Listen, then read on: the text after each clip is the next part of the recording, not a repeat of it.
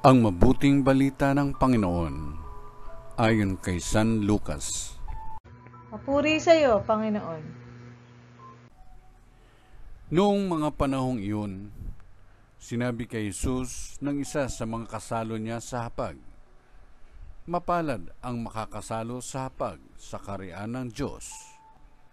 Sumagot si Jesus, "May isang lalaking naghanda ng isang malaking piging at marami siyang inanyayahan.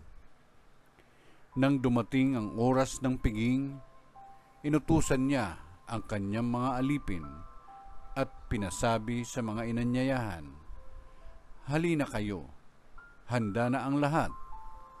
Ngunit nagdahilan silang lahat. Ang sabi ng una, 'Nakabili ako ng bukid at kailangan kong puntahan.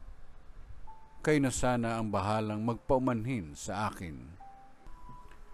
At sinabi ng isa, 'Nakabili ako ng 5 pares na baka at kailangan kong isingkaw para masubok.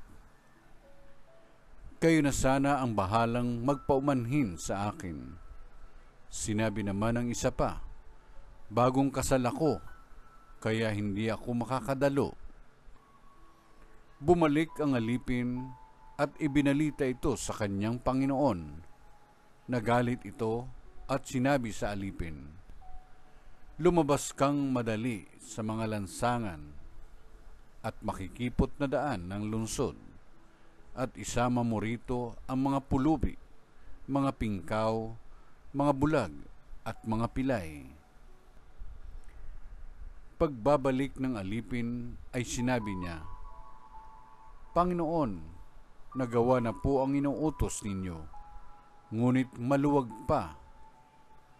Kaya't sinabi ng Panginoon sa alipin, 'Lumabas ka sa mga lansangan at sa mga landas at pilitin mong pumarito ang mga tao upang mapuno ang aking bahay.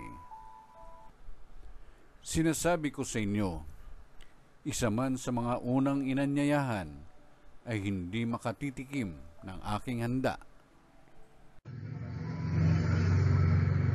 Ang mabuting balita ng Panginoon. Pinupuri ka namin, Panginoong Kristo.